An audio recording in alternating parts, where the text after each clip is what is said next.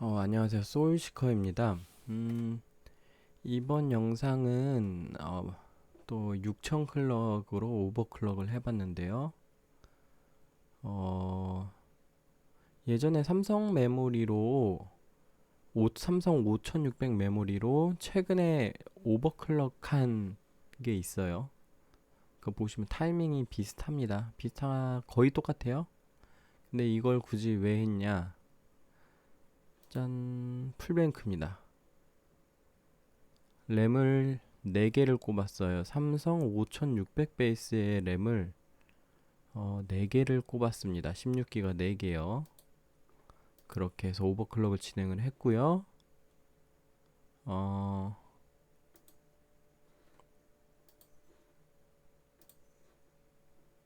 자,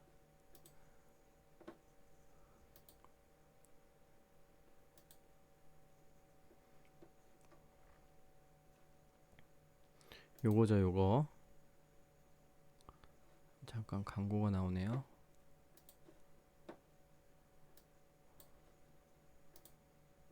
자, 이 영상인데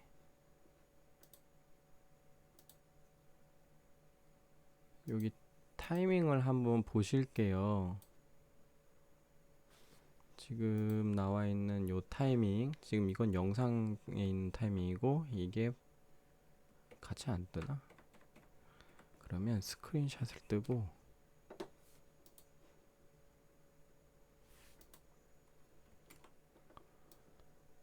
자, 이게 2개만 꽂고 한 거고요.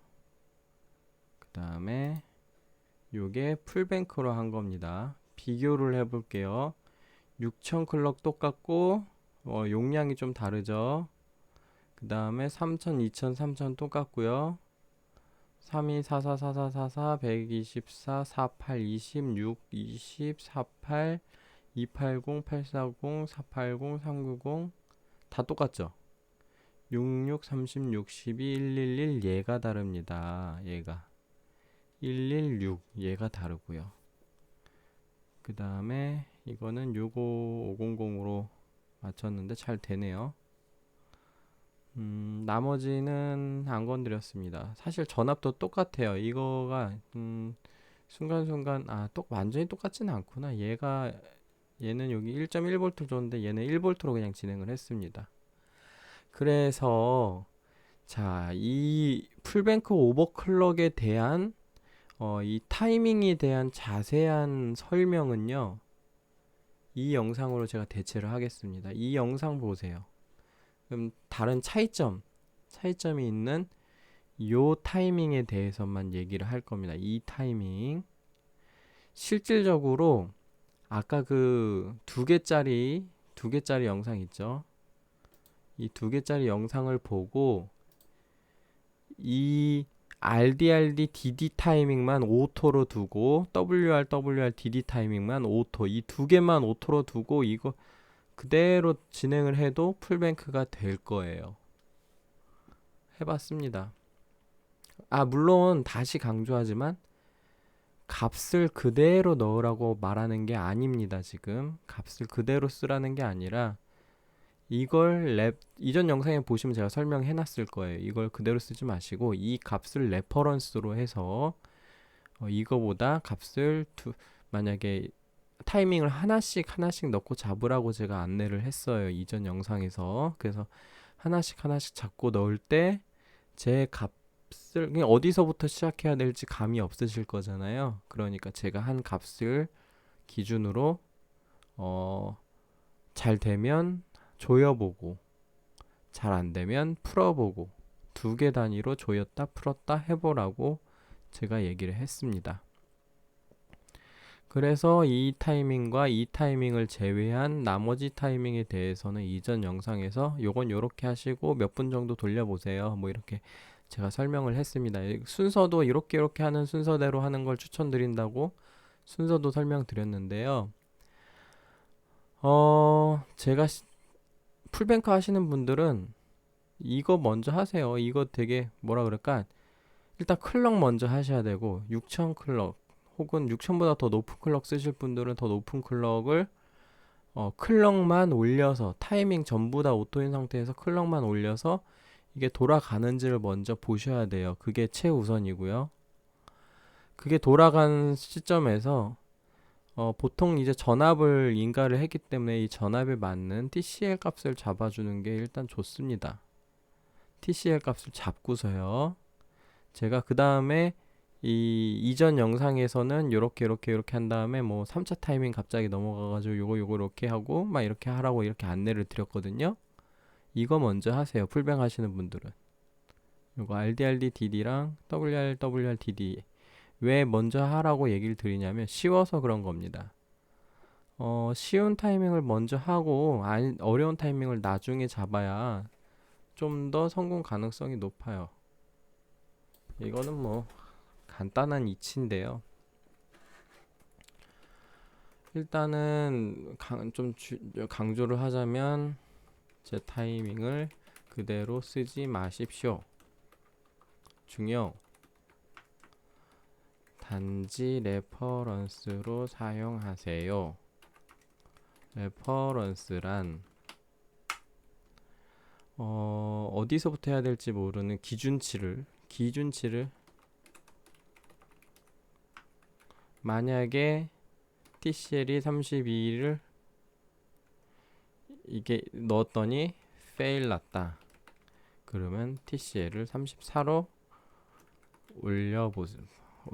올림. 근데 만약에 TCL이 32가 잘 돌아간다. fail. 동그라미 X로 할까? TCL은 30으로 내림. 제시도 잘 실패 시 TCL은 32 사용. 아니지, 거꾸로 썼지. 뭐 이런 식으로 이 처음 시도하는 이런 기준값으로 레퍼런스를 삼으라고 제가 얘기를 드리는 거예요. 이 타이밍은 레퍼런스로 하시되 각각 타이밍에 대해서 이전 영상에서 이 정도 이 타이밍은 한 요 정도 돌리면 에러 잡히니까요. 요 정도만 하셔도 됩니다. 뭐 이런 식으로 얘기를 드렸는데 그거대로 똑같이 하셔도 상관없을 것 같아요. 풀뱅크에서도. 근데 이제 타이밍 순서 제가 타이밍을 잡는 순서를 제가 한 것처럼 따라 하시면 되거든요. 따라 하시면 되는데 이 순서를 제가 왜 순서를 만들어 놨냐면은 타이밍은 두 가지가 있어요. 쉽게 잡히는 타이밍하고 오래 돌려야 잡히는 타이밍. 쉽게라는 거는 금방이라고 할게요. 그래서 오래 돌려 잡히는 타이밍은 오래 돌려야 되는데 사람이 워낙에 성격이 급하기 때문에 이게 하나의 타이밍 할 때마다 엄청 오래 돌리면 상관이 없어요. 타이밍 하나 할 때마다 엄청 오래 돌리고 하나 돌리고 나서 드라마 한 편 보고 또 하나 돌리고 나서 드라마 한 편 보고 이러면 상관이 없어요. 근데 사람들 뭐 되게 금방금방 넘어가려는 습성이 분명히 있기 때문에 그냥 예를 들어 오래 돌려야 되는 타이밍을 오래 돌려야 되는 오래 대충 돌렸을 때 이 값이 다행히도 정상적으로 돌아가면 상관이 없는데 만약에 이게 불안정할 경우 이 타이밍 때문에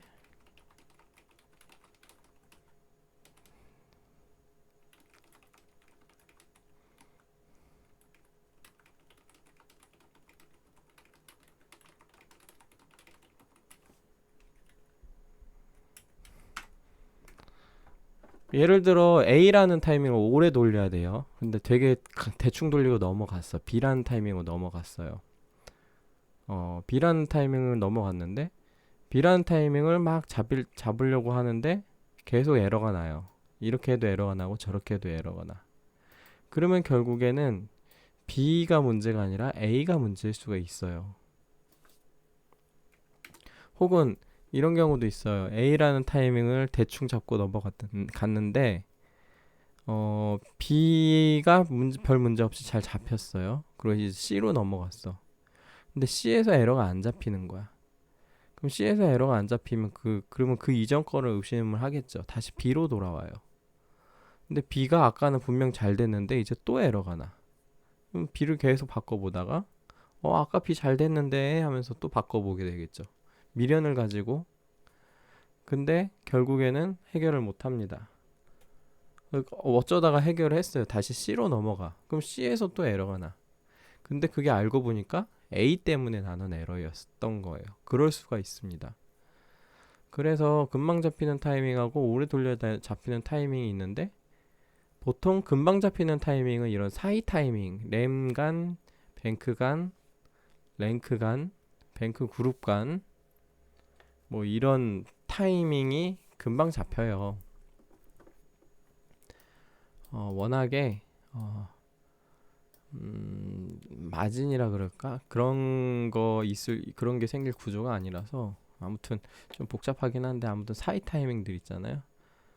뭐 굳이 따지자면 이 SC 랭크 간 타이밍, SD same dim 같은 dim 사이에서의 타이밍, different dim 다른 dim 사이에서의 타이밍. 그래서 풀뱅크 이 세 가지가 풀뱅크 내지 혹은 양면 램 오버클럭 할 때 쓰는 타이밍인데 제가 직접 해보니까 단면 램에서는 얘도 1이면 충분하네요. 이 두 개는 이 두 개 타이밍은 단면 램에서 풀뱅크를 해도 1이면 충분하다. 결국에 풀뱅크용 타이밍은 DD만 영향을 주고 있는 것 같습니다. DD 얘도 마찬가지고요. 읽기 쪽 DD, 쓰기 쪽 DD예요. 그렇기 때문에 아무튼 요 사이 타이밍도 금방 잡히는 타이밍에 속하고 또 SCL이나 뭐 WTRS, WTRL, SL 붙는 거, RRD 뭐 이런 것들. 그렇기 때문에 이 WRWRDD랑 RDRDDD를 먼저 잡는 걸 권장을 하려고 해요. 먼저 잡는 걸 권장을 하는데 순정 상태에서는 얘가 10인가 그러고 얘가 11인가 그러더라고요. 순정 상태에서 6000 클럭에서 클럭마다 다를 건데 6000 클럭에서 11, 12 이렇게 나와요. 그거를 이제 값을 줄여보면서 제가 테스트를 했는데 부팅은 4도 부팅이 되긴 됐는데 불안정해서 6으로 풀었어요. 얘는 4는 아예 부팅이 안 됐고 그래서 6에서 썼고 만약에 본인 시스템에서 6을 넣었는데 잘 안 된다 그러면 8로 다시 푸세요. 얘도 마찬가지고 이런 금방 잡히는 사이 타이밍은요 의외로 또 램 수율하고 상관이 없어요. 그래서 제 거 그대로 따라 했을 때 될 확률이 높아요. 근데 오래 돌려 잡히는 타이밍은 이런 사이 타이밍이라기보다는 램의 동작 타이밍이라고 램이 한번 데이터를 가지고 오는 혹은 가지고 온 데이터를 쓰는 그런 하나의 사이클 동작에 속하는 타이밍이 오래 돌려 잡히는 타이밍이에요. 그런 타이밍들이 대표적인 게 일자 타이밍, TCL. 읽기 동작은요, RCD를 동작을 하고, RCD 다음에, 그 다음에, CL 동작을 하면서, 이 RTP 동작을 하면서, 그러고 나서 마지막으로 TRP를 들어가는데, 그거를 이제 RAS 타이밍에 속하고, 그거랑 RP를 합쳐서 TRC라고 하는 뭐 이런 사이클, 읽기 사이클, 쓰기 같은 경우 TCL보다 두 개 타이밍이 낮은 TCWL 타이밍이라는 게 있는데 데이터를 갖고 와서 CWL 타이밍만큼 갖고 와서 그 가져온 데이터를 뱅크에 있는 센서 앰플리파이어라는 곳에 써요. 그 쓴 데이터를 가지고 이걸 다시 셀에다가 다시 적는 그 시간을 CWL 타이밍 여기 있네. 아무튼 이 CWL 타이밍으로 데이터를 갖고 와서 갖고 온 데이터를 센서 앰플리파이어에 쓰는 게 이 CWL 타이밍이고요. 그 다음에 써져 있는 데이터를 셀로 저장시키는 타이밍이 WR 타이밍입니다. 이 사이클 또한 보통 라스라고 하면은 읽기를 기준으로 하는데요. 애매하죠. 이게 쓰기도 라스라고 부르기는 애매하고, 아무튼 이 라스나 TCL은 되게 읽기 베이스로 보통은 세팅이 되어 있긴 한데, 값이 엄청 CL이 안 좋아지는 거 보면 아마 쓰기가 오래 걸리거든요. 쓰기가 오래 걸려요. DDR5에선. 이 RCD-WR하고 RCD-RD는 동작하는 시간대가 달라요. 물론 뭐 먼저 동작하긴 하죠. 롤을 열어야 되니까. 근데 이제 CWL이 갖고 와서 RCD-WR을 하면서 센서 앰플리파이어 쓰는 거고, 리드 쪽은 반대로 RCD를 먼저 해서 센서 앰플리파이어 쓴 다음에 CL을 하면서 데이터를 갖고 꺼내 가요. 이 CL은 데이터 Q 쪽에 센서 앰플리파이어에서 데이터 Q로 옮기는, 혹은 반대로 데이터 Q에서 센서 앰플리파이어로 갖고 오는 그 타이밍을 CL 또는 CWL이라고 합니다. 아무튼 그런 타이밍들은, 이런 사이클에 속하는 타이밍은 오래 돌려야 되는데 그래도 되게 보통 CL 타이밍이나 RCD 타이밍 같은, 제가 이거는 이 정도 돌리면 돼요 라고 얘기한 타이밍들 중에 생각보다 시간이 얼마 안 되는 타이밍이 있는데, 그런 타이밍들은 사실 이 DDR5에서 편차가 두 개씩 움직이게 되면서 뭐라 그럴까요? 수율 한 개에서 두 개를 만약에 조이고 풀고 하면은 갭 차이가 많이 나게끔 바뀌었어요. 예전에 DDR4에서는 한 개 단위로 풀다 보니까 거의 간당간당하고, 막 수율 근처에서 간당간당하고, 뭐 그래서 많이 돌려야 되고 이런 게 있었는데, DDR5에선 타이밍을 두 개씩 움직이다 보니까 범위를 큼지막하게 움직여요. 이걸 어떻게 설명해야 될까? 예를 들어 전기가 딱 1000W 정도가 필요하다고 봐요. 이 어떤 특정 동작을 하는데 1000W가 필요한데, 내가 동작을 시키려고 특정 전압을 인가를 했는데 동작을 안 해요. 아예 많이 부족해서. 근데 이게 많이 부족하면 동작을 안 하는데, 조금만 부족하면 시동은 걸려.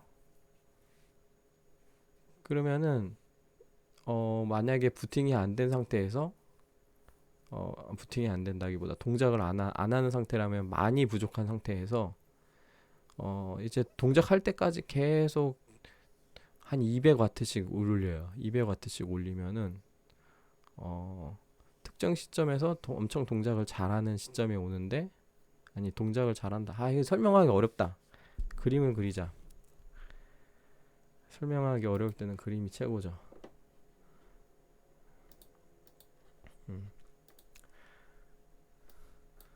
타이밍은 시간의 흐름이에요. 사실 이 정도 시간이 필요해요. 하나의 타이밍을 동작시키는데, 타이밍이 시작하고 끝나는 이 시간이 필요한 거예요. 리얼타임 시간입니다. 근데 타이밍을 설정을 할 때, 내가 설정한 타이밍이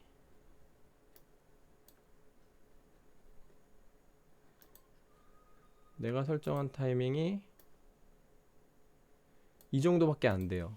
요 정도 필요한데 이 정도밖에 안 돼요. 그러면 실패가 나요. 이게 차이가 크면 클수록, 예를 들어 뭐 한 이 정도 돼. 내가 설정을 한 게 이 정도 되는데 조금 모자라. 그러면 얘는 램 동작은 확률이거든요. 잘 될 때도 있어요. 안 될 때도 있고. 근데 전압이 많이 모자르면 안 될 확률이 더 높아져요. 그렇기 때문에 안 될 확률이 높아지면, 윈도우를 부팅을 시켰는데 윈도우가 OS가 이제 막 엄청난 명령어를 시행시키면서 부팅이 된단 말이에요. 그 명령어가 부팅이 될 정도로 성공할 만큼 명령이 성공하느냐 안 하느냐가 부팅을 결정을 합니다. 그래서 이 실패율이 높아지면 높아질수록 부팅이 안 되고, 실패율이 별로 안 되면 부팅까지 되는데 TM5 돌릴 때 에러 나고 이러는 거예요. 마찬가지로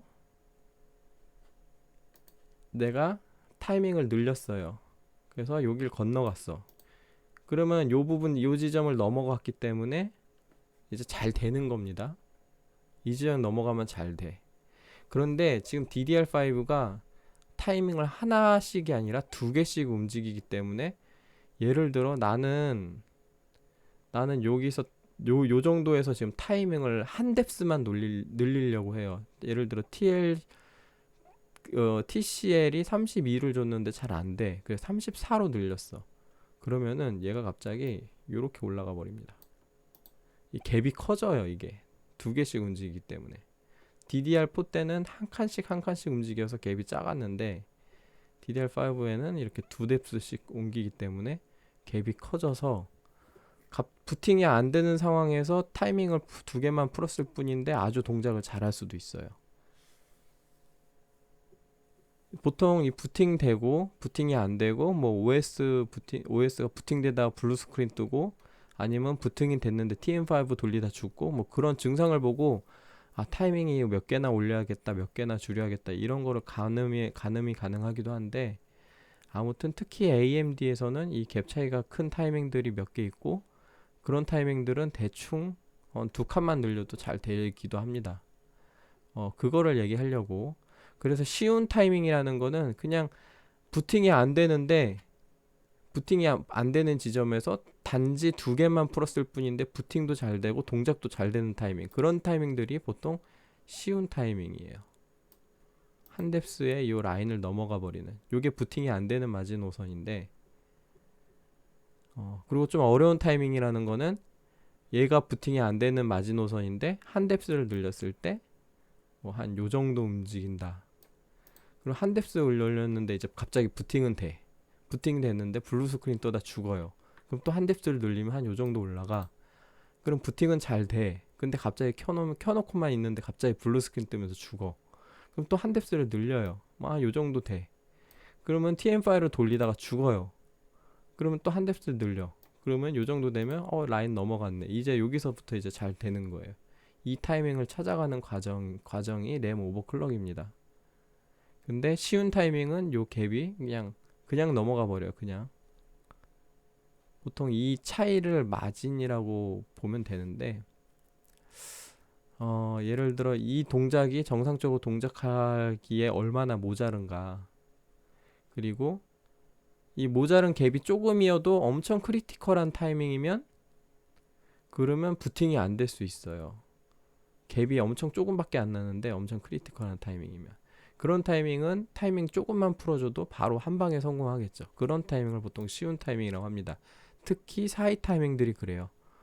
사이 타이밍들이 조금만 모자라도 엄청 크리티컬합니다. 그래서 부팅이 안 되는 지점에서 그냥 딱 숫자 두 개만 올렸을 뿐인데 부팅도 잘 되고 에러도 안 나고, 이런 타이밍들이 많아요.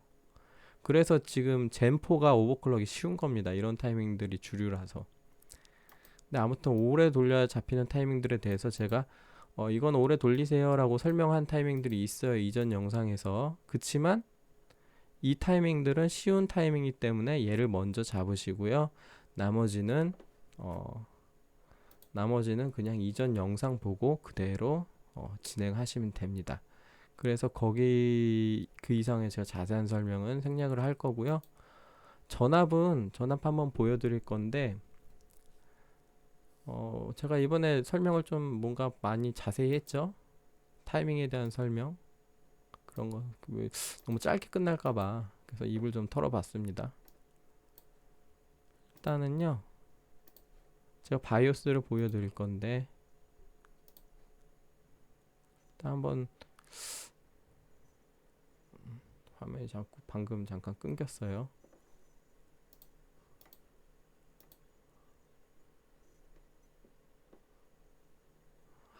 한 번만 돌려보고,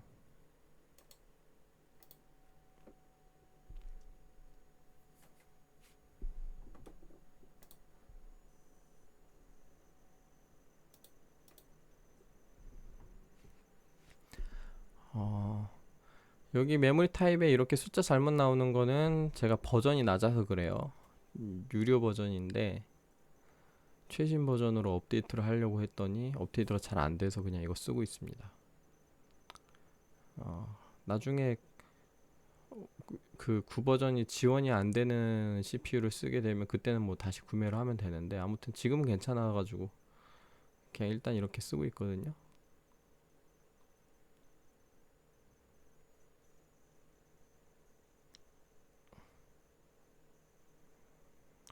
뭔가 업데이트를 잘못했는지 이런 게 나와.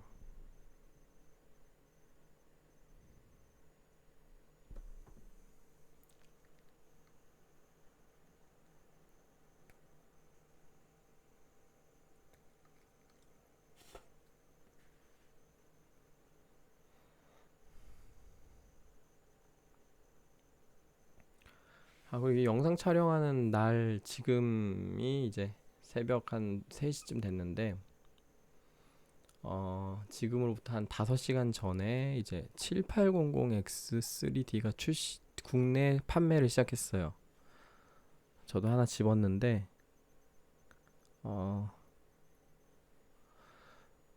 그 혹시 V캐시 버전 7800X3D나 혹은 790X3D를 CCD 하나 줄여서 쓰시는 분들, 제가 그거 한번 테스트 해보긴 할 건데, 790X3D를 먼저 쓰셨던 분이 7800X3D를 쓰는 경우에 성능 저하가 발생할 수 있다고 해요.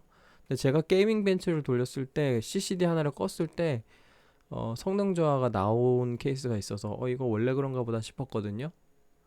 근데 또 그런 케이스를 보고 그 다음에 또 7800X3D 벤치를 보니까 벤치가 저보다 다 잘 나오시더라고요. 그래서 아마 진짜 있는 문제 아닌가 해서 제가 나중에 7800X3D가 도착을 하면 직접 해보긴 할 겁니다. 아무튼 말 나온 김에 해봤어요. 말 나온 김에 그 7800X3D 구매 관련해서 사시는 분들 중에 저처럼 790X3D를 먼저 쓰고 계신 분들은 윈도우를 다시 깔아야 된다고 하던데, 아무튼 레이턴시는 잘 나와요. 이 정도는 풀뱅크지만 2개짜리 쓸 때랑 차이가 없거나 오히려 더 잘 나오거나 잘 나오죠. 사실상 타이밍은 거의 똑같고 뱅크랜다, 메모리 딤간 타이밍 하나만 늘린 거라, 그리고 그 타이밍은 큰 영향이 없을 겁니다, 레이턴시 자체에. 그래서 너무 빠듯하게 안 조이고 좀 어렵다 싶으신 분은 그냥 오토 놓고 쓰세요. 네. 근데 안 어려울 텐데. 아무튼 이 정도. 바이오스 한번 보여드릴게요. 바이오스를 보여드린 이유는 전압을 한번 보여드리려고.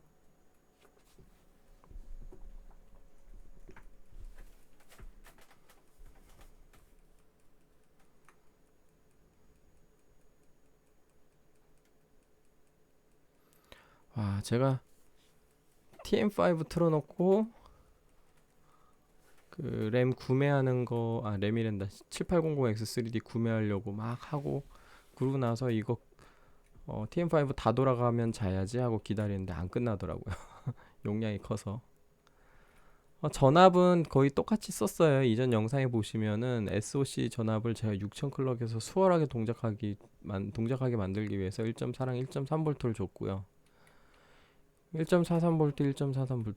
근데 이거 오토로 두고도 잘 되는 분들은 오토로 쓰셔도 됩니다. 저 같은 경우는 이거를 6000 클럭에서 이거를 오토로 놓고 하니까 뭔가 되게 쪼들리는지 타이밍이 잘 안 조여졌어요. 그래서 얘를 올렸더니, 세팅을 했더니 타이밍이 매우 잘 조여졌습니다. 이게 정상이에요. 정상으로 돌아온 거예요, 비정상에서.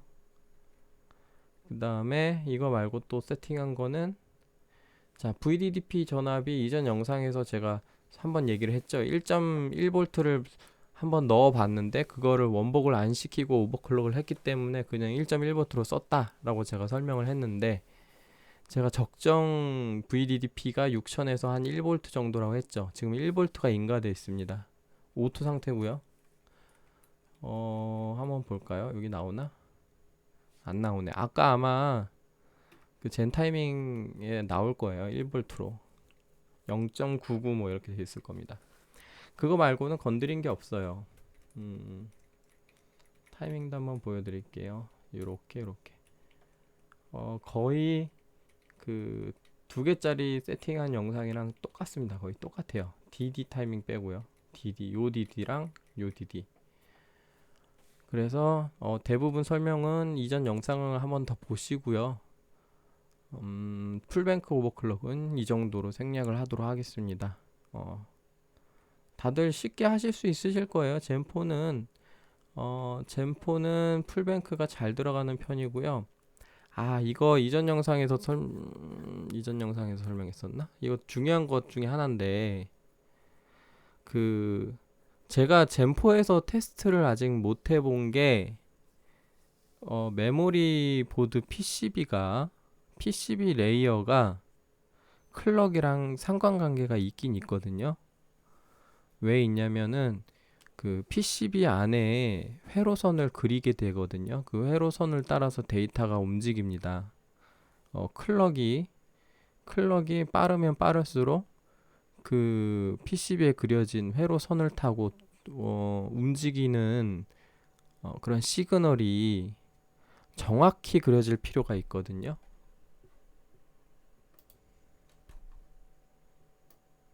자, 시그널이 이렇게 파형을 치면서 가요. 이 파형에 따라서 어느 특정 구간이 얘가 넘어가면은 얘는 1로 보고, 여기로 오면 얘는 0으로 보고, 그래서 0과 1과 0101 000 0111 이러면서 파형이 이렇게 가는 겁니다. 근데 이 파형이 클럭이 빨라지면요, 이렇게 생겨. 이렇게 클럭이 빨라지면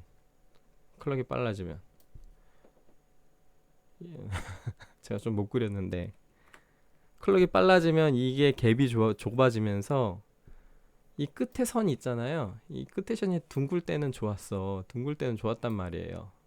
근데 날카로워져요. 이렇게 날카로워지면은, 이걸 만약에 잘못 그렸을 경우에 조금만 이렇게 하거나, 아니면 뭐 삐쭉 튀어나온다거나, 이래서 여기 제대로 못 맞추는 경우에 이 데이터의 정확도가 떨어지면서 오버클럭이 실패를 하는 겁니다.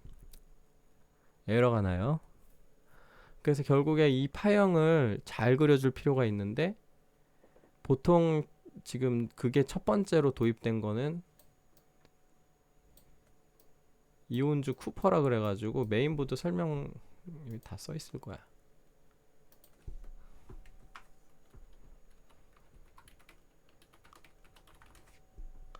요새 웬만한 DDR5 보드에 이건 다 적용돼 있어요. 이온주 쿠퍼라고.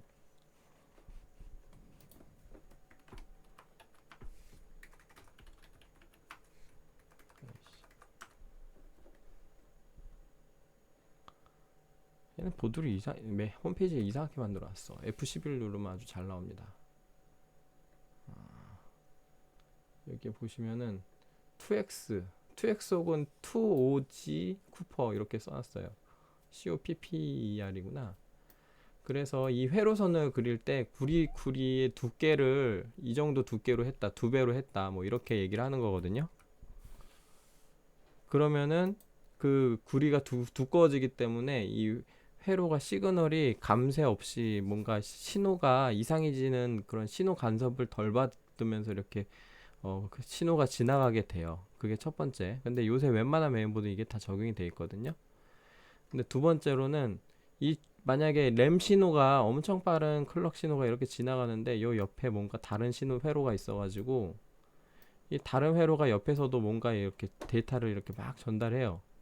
그럼 여기서 발생하는 시그널하고 여기서 발생하고 있는 시그널이 이렇게 뭔가 이렇게 간섭을 줄 수가 있거든요. 그거를 보통 요새 좀 클럭이 높이 들어가는 인텔 보드 같은 경우, 예를 Z790 보드 있잖아요. Z690하고 70 보드의 가장 큰 차이는 790 보드에서 이런 메모리 차폐 설계가 많이 들어갔다는 거예요. Z690에서는 메모리 차폐 설계가 필요 없었을 거예요. 왜냐면 클럭이 별로 안 높았거든. 근데 이제 그게 이제 7000 클럭대로 높아지면서 하이닉스 A다이와 함께 7000 하이닉스 A다이랑 그다음 13세대 메모리 컨트롤러랑 함께 7000으로 넘어가면서 이 신호 간섭이 생기기 때문에 이 차폐 설계를 하게 되는데, 이 차폐 설계가 안 돼 있는 메인보드는 굉장히 오버클럭이 안 들어갑니다. 이 차폐 설계도 되게 중요해요. 이걸 막아버리는 거예요. 시그널 간섭을 안 주게. 이걸 차폐 설계라고 하는데, 이 차폐 설계가 안 돼 있는 대표적인 보드가 21년선 에이펙스입니다. 그 다음에 MSI 보드 중에 차폐 설계 안 된 게 몇 개 있어요. 다들 아실 거 후기가 엄청 안 올라와 있는 보드들이 있습니다. 그게 안 돼서 잘 안 돼서 안 올라와 있는 거예요. 그런 차폐 설계가 잘 안 돼 있는 보드들. 근데 일단 젠4에선 또 이게 해당 사항이 별로 없어. 왜냐면 클럭이 6000대거든요. 그러면 젠4에서는 또 보드가 어떤 영향이 있냐면, 자, 이제 PCB를 설계할 때 여러 장을 더 떼요. 이렇게 여러 장을 더 떼요. 이게 여기서 이제 회로를 이렇게 그리게 되는데, 이게 회로가 복잡하게 그려지게 되면, 예를 들어 요 1번 회로가 이렇게 지나가는데 2번 회로가 여기에서 여기까지 가야 돼. 그러면 이 회로를 관통하면은 신호 간섭이 생기잖아요. 그럼 이렇게 돌아서 이렇게 해가지고 이렇게 연결시키는데, 그 PCB가 두꺼워야 된단 말이죠. 위 뭐랄까 3D로 움직인다 그래야 되나? 2D에서, 그러니까 여기서 이렇게 그리는 게 아니라 이걸 3D로 가게 되면 요렇게 가게 된다는 거예요. 그렇기 때문에 PCB를 여러 개 적층을 시키는데, 그래서 ITX 보드 같은 경우는 보드가 작잖아요. 작은 보드에서 많은 회로를 그리기 위해서 이 PCB를 되게 두껍게 써요. ITX 보드에서 PCB를. 그런데 이게 보통 PCIe 5.0과 함께 보드들이 두꺼워지기 시작합니다. 특히 AMD 보드는 이 PCIe 5.0을 제대로 지원하기 위해서 두꺼운 PCB를 많이 썼어요. 그 두꺼운 PCB가 8레이어. 그 이전에는 Z690 때까지만 해도 6레이어 보드를 되게 많이 썼어요. 웬만한 고급 보드도 6이었어요.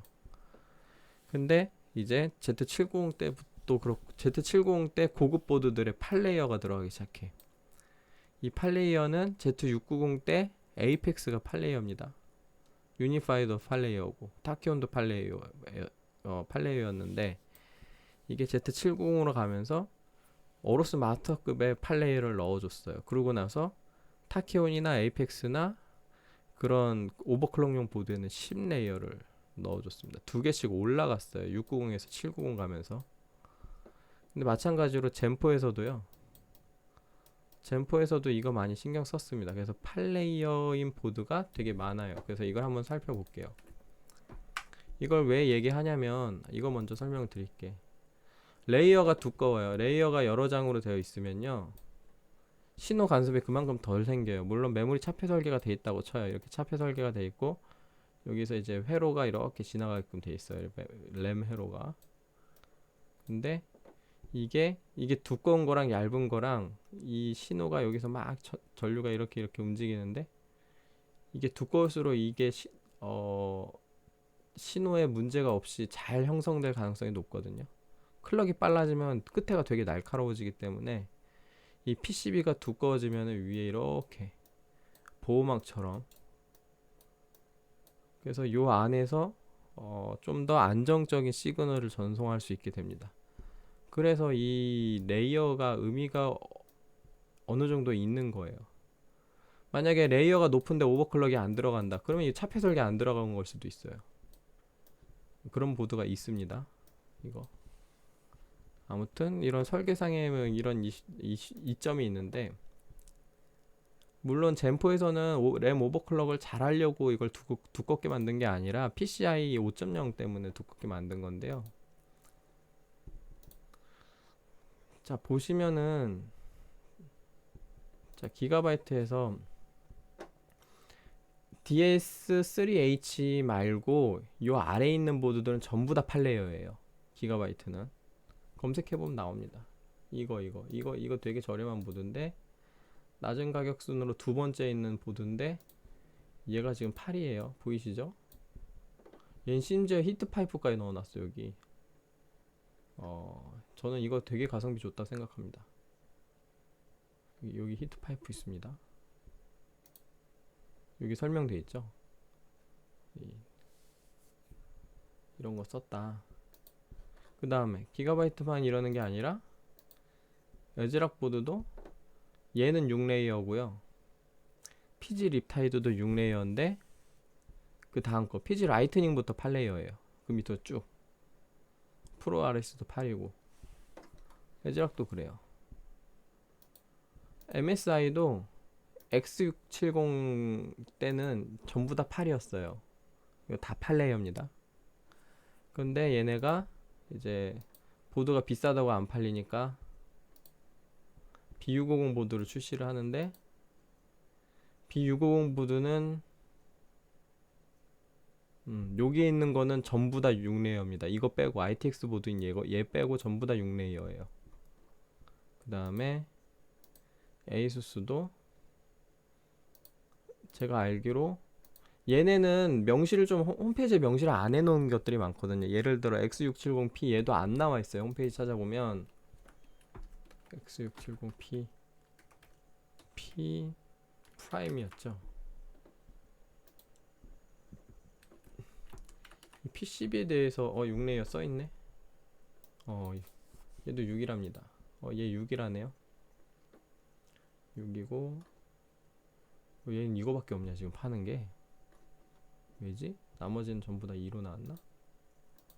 아 그러네. 터프 찾아볼까요? 터프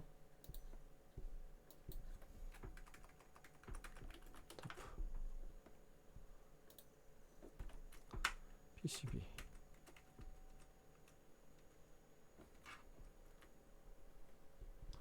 얘는 터프는 8이네요. 자 그러면 아까 프라임 빼고는 X670은 아마 다 8일 거예요. 요거 전부 다 8일 겁니다. 터프가 8인데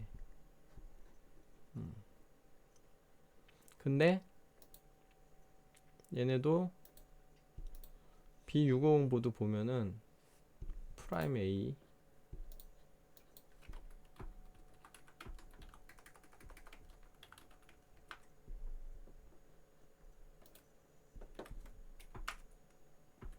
6이죠. 6 그리고 터프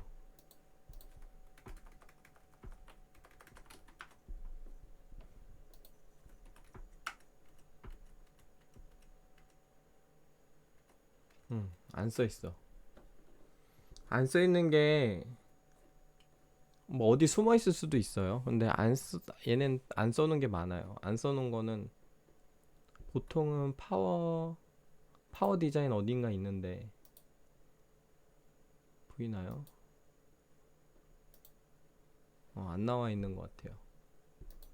안 나와 있으면 자랑할 만하지 않으니까 안 적었겠죠. 한번 이거 찾아보세요. 거의 이 스트릭 A도 6레이어입니다. 스트릭 A도 6이고요. 얘도 아마 6일 거야. 얘도 6이고 얘는 ITX라서 얘는 높아요. 10인가 그래. ITX 프로아트는 안 적혀 있고요. 자 한번 찾아봤어요. F 얘는 8입니다. 요거 8일 거예요. 아니다. F는 6일 수 있어. 이거 안 적혀 있는 것 같았고 얘는 8이에요. 얘는 봤어요. 제가 확실히 2는 8레이어. 이 레이어를 왜 설명하냐면 제가 젠4에서는 아직 6레이어 보드를 한 번도 안 써봤어요. 8밖에 안 써봤어. 근데 젠4에서 풀뱅크 오버클럭이 엄청 잘 들어가거든요. 근데 인텔에서도 레이어가 두꺼울수록 클럭이 잘 들어갑니다. 그리고 클럭이 잘 들어가면요 그만큼 풀뱅크도 잘 들어가요. 상대적으로 뭐 인텔에서 풀뱅크는 되게 안 들어가긴 하는데 그래도 하이닉스 A다이로 6000 클럭 뭐 이렇게 들어가거든요. 풀뱅크도 그렇고 양면 램도 그렇고 이게 오버클럭 퍼포먼스가 메모리 컨트롤러가 좋을 때도 더 올라가지만 보드의 PCB나 이런 하드웨어적인 지원이 잘 될 때도 더 올라가요. 그 다음에 램 수율 좋을 때도 올라가고 그 다음에 램의 칩이 예를 들어 삼성이나 하이닉스 M다이, 하이닉스 A다이 이런 차이로 인해서도 어느 정도 클럭이 올라가고 그렇기 때문에 보통은 양면 램이 더 어렵고 풀뱅크가 더 어려워요. 두 개짜리 단면 램보다. 더 어렵다는 건 더 낮은 클럭에서 동작한다는 건데, 그럼에도 불구하고 이 어렵다고 하는 풀뱅크가 6000이 된다면은 사실 이 AMD 보드에서 클럭이 풀뱅크가 6000이 들어가면 두 개 꼽았을 때는 더 높이 들어가야 돼요. 인텔 기준으로는. 인텔 기준으로 한 7000 중반대까지도 올라갔어야 되는데 AMD에서는 안 올라가죠. 그거는 보드 때문이 아닙니다. 램 때문도 아니고요. 그건 CPU 때문이에요. CPU가 6400까지밖에 혹은 6600까지밖에 메모리 컨트롤러가 수율이 안 돼요. AMD가. 그렇기 때문에 두 개를 꽂아도 그렇게 클럭이 안 올라가는데, 근데 하드웨어 스펙이 좋아. 메인보드 스펙이 8레이어를 박아놨단 말이에요. 그러니까 풀뱅크를 때려도 지금 막 6000 클럭이 들어가죠. 삼성으로. 근데 제가 6레이어를 안 써봤어요. 6레이어 보드에서도 풀뱅크 6000이 들어갈지는 제가 장담하지 못합니다. 이 말을 하려고 지금 이걸 설명을 했어요. 제가 아직 안 써봤어요. 나중에 써볼 거긴 한데 집에 하나 있어요. 예, 근데 기가바이트 보드는 아니고 에즈락 보드입니다. 기가바이트는 6레이어 보드가 하나밖에 없어가지고, 근데 그거는 제가 아직 안 만져봤어요. 이거밖에 없어요. 기가바이트 6레이어는 이거밖에 없고, 제가 집에 가지고 있는 보드는 얘입니다. 두 번째 립타이드. 이거 가성비 좋아요. 7800X3D 쓰시는 분들 이거 저는 요거 좀 추천합니다. 왜냐면은 근데 재고가 별로 없네. 예를 들어 한 22만 8천원대에 샀다고 쳐요. 그러면은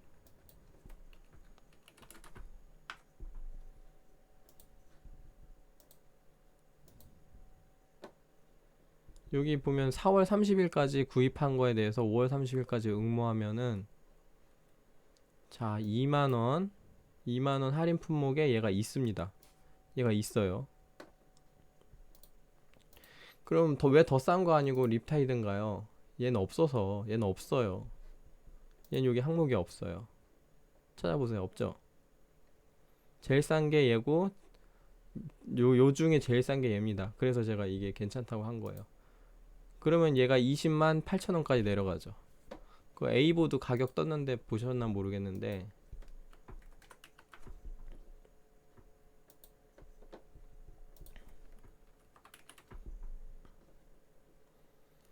다른 데는 안 떴고 기가바이트만 일단 떴는데요. 물론 이제 보드가 뭐 하급, 중급, 상급 뭐 이렇게 봤을 때 얘가 어느 정도 급인지 모르겠어요. 게이밍 X니까 하급은 아닐 건데, 여기 중에 제일 싼 게 얘입니다. 보세요. 얘가 제일 싸고 심지어 얘는 네이버 포인트 적립까지 가능해. 그래서 이것까지 얼추 계산하면요, 한 17만 초반대가 나오거든요. 한 3만원 차이인데, 근데 3만원 차이로 얘가 뭐 오버클럭도 가능하고 전원부도 600이고요. 여러가지 장점이 많을 거예요. 저는 그래서 웬만한 상급 A보드보다는 하급 B보드가 더 낫지 않을까. 물론 이제 3만원 차이가, 나는 3만원이라도 더 싼 게 좋아. 7800X3D는 여기서도 충분히 돌아갈 거니까요. 좋다고 하시는 분들은 요거 사셔도 되고, 다른 A보드가 얼마로 나올지 모르겠어요. 근데 얘가 20만대 초반대니까 많이 싸게 나오지 않으면 A보드는 경쟁력이 좀 없을 수도 있다. 아니면은 얘도 괜찮은데요. 얘보다 좀 더 상급으로 갈 거면요, 물론 이제 피지 라이트닝도 괜찮은데 가격대가 갑자기 오르죠. 가격대가 좀 싼 거 있나 얘는? 안 싸죠? 피지 라이트닝 D&D 안 쌉니다. 그러면 그 중간 가격대가 얘 말고 지금 제가 쓰고 있는 보드, 이거 26만 6천원대. 얘는 얼마지? 얘는 26만원이네요 여기 카드로 26만 3천원. 이거 하시고 얘 같은 경우는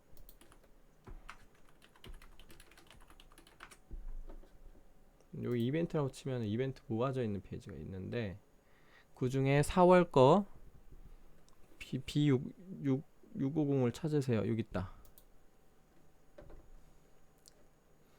쭉 내리면 해당하는 보드에 얘가 있습니다. 여기 있죠. 얼마짜리예요? 2만원. 그럼 얘가 얼마가 돼요? 얘가 아까 26만원이었는데 2만원 빼면 24만원이 되죠. 얘 24만원짜리가 되는 겁니다. 이거보다 더 상급?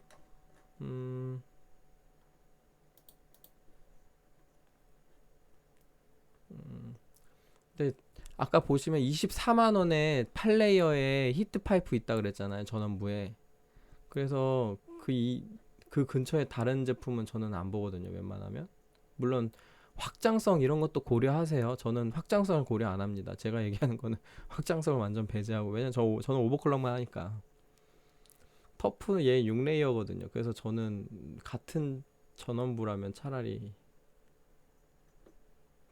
근데 이제 여기 넘어가면은 박격포가 전원부를 엄청 넣어놨어. 얘 6레이어이긴 한데 전원부 좋은 거 쓰시고 싶으면 이것도 나쁘진 않고요.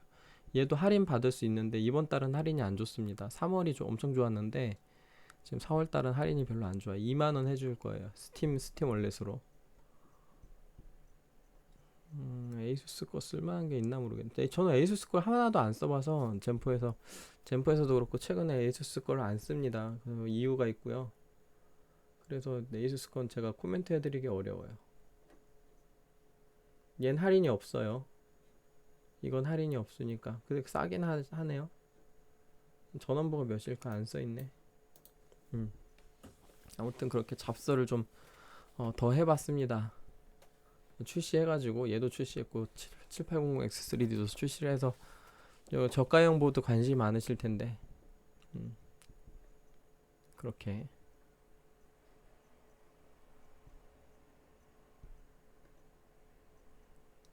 박혁보가 진짜 이거 3월달에 샀으면 22만원인가 그랬거든요.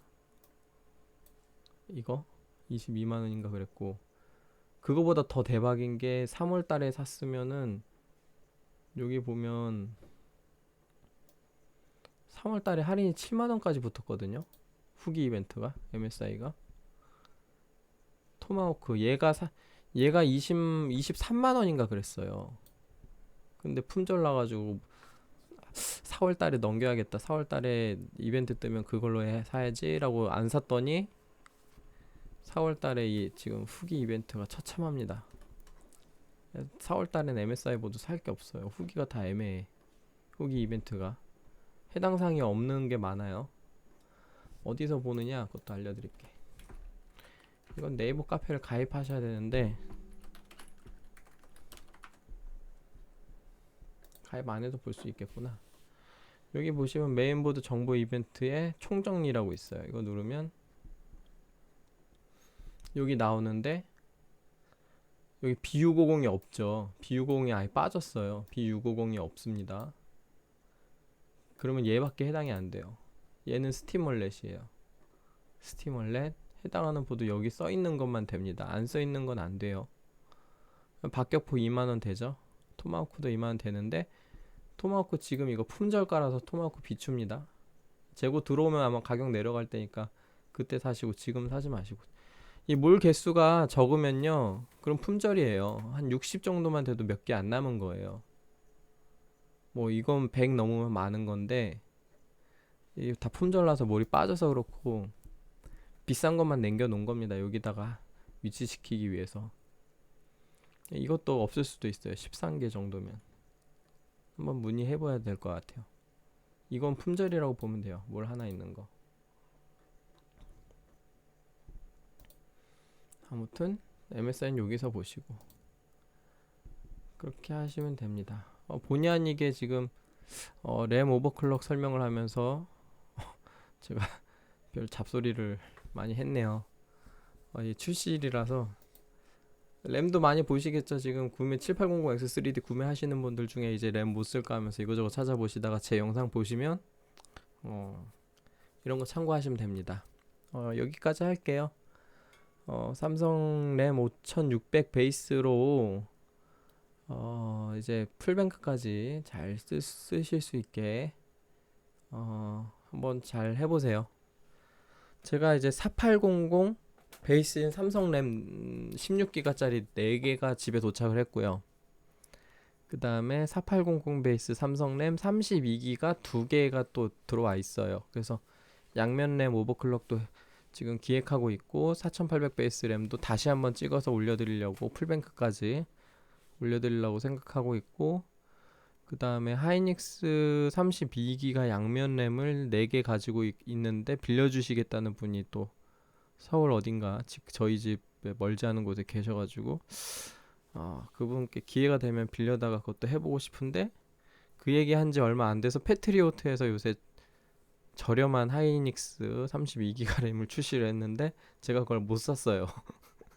아무튼 사게 되면 내돈내산으로 또 해보지 않을까 싶습니다. 자꾸 말이 길어지네. 여기까지 할게요. 시청해주셔서 감사합니다.